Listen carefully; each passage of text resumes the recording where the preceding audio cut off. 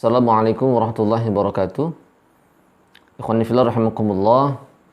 Ada yang bertanya kepada saya di grup WhatsApp, yaitu Al-Quran adalah obat. Jadi saya punya grup WhatsApp, kumpulannya semuanya pasien semua. Pasien yang saya obati dan juga orang-orang yang memang mempunyai keluhan dalam masalah penyakit-penyakit, khususnya penyakit yang disebabkan oleh gangguan jin dan sihir. Di sini ada yang bertanya kepada saya di grup, Assalamualaikum Pak Ustadz. Ini maaf, saya agak sedikit kaku karena sakit sariawan. Assalamualaikum Pak Ustadz, kenapa saya sakit dan terasa berat? Kenapa kepala saya sakit dan terasa berat dan di punggung juga, tapi diperiksa ke dokter sehat dan juga sering panas padahal saya tinggal di daerah dingin. Mohon penjelasannya dan minta didoakan. Sakit kepala, terasa berat, kemudian punggung juga sama, sakit dan terasa berat dan panas badannya padahal tinggal di daerah dingin. Setelah dicek ke dokter ternyata tidak ada masalah, tidak ada penyakit. Jadi begini, dalam ilmu ruqyah ketika mendiagnosa sama seperti halnya medis ya, kita melihat tanda dan gejala. Melihat tanda dan gejala, apa tandanya dan gejalanya apa. Kalau medis kan sama juga ketika ketika mau menangani pasien itu pasti melihat tanda dan gejala. Contoh misalkan seseorang yang terkena penyakit kanker misalkan, maka ada tandanya, ada gejalanya. Dokter pasti melihat tanda dan gejalanya. Contoh tandanya misalkan ada benjolan dan gejalanya itu timbul sakit.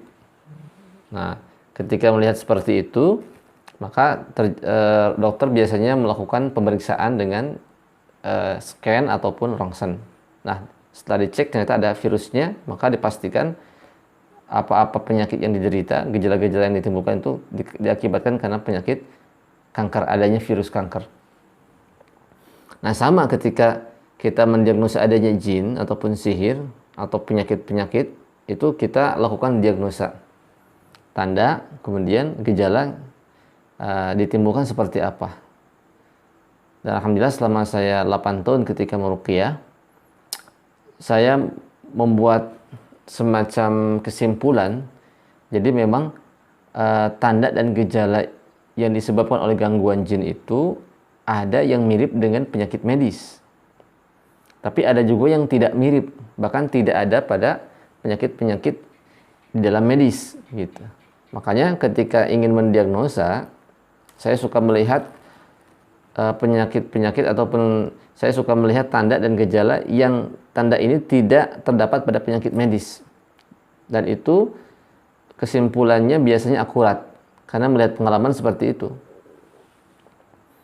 Contoh misalkan begini,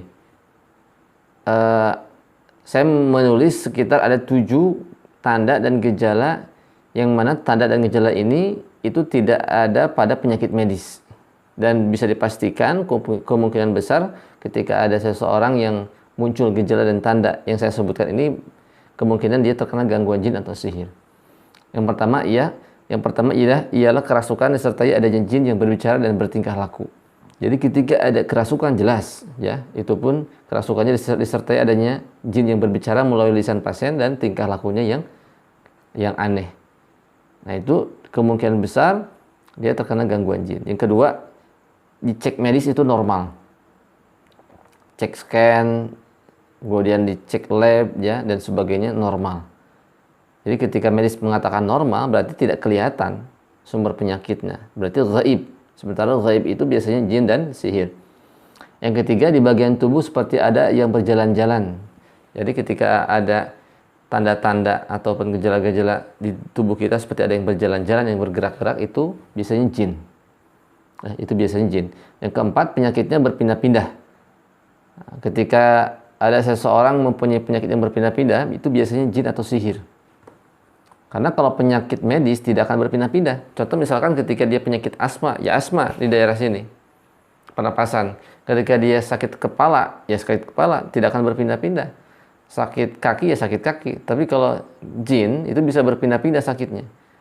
Kadang di dada, kadang di kepala, kadang di punggung, berpindah-pindah. Yang keenam, mimpi buruk yang berulang. Nah, ketika kita mengalami mimpi buruk yang berulang sampai 5 kali, sampai lebih, sampai 10 kali, mimpinya itu saja. Itu bisa kemungkinan gangguan jin ya. Kemudian benci, marah, cinta tanpa sebab berlebih, yang benci, marah, cinta tanpa sebab ya, kemudian berlebih kadarnya itu. Nah, itu juga termasuk adalah gangguan jin atau gangguan sihir. Nah, kalau kita cermati dari pertanyaan ini sakit kepala, kemudian sakit kepalanya itu berat, terasa berat, di daerah punggung juga.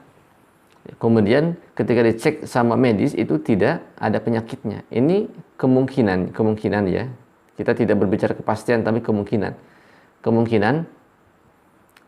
Kalau memang setelah dicek itu tidak ada riwayat penyakitnya, kemungkinan ini ada gangguan jin. Kalau setelah dokter mencek secara maksimal tidak ada penyakitnya, kemungkinan ini gangguan jin. Kenapa? Karena setiap penyakit yang tidak kecek oleh alat-alat ataupun tidak kecek oleh alat-alat medis, berarti kan gaib, tidak kelihatan. Sementara sesuatu yang gaib biasanya jin atau sihir. Nah, ini bisa dipastikan dengan jalan ruqyah.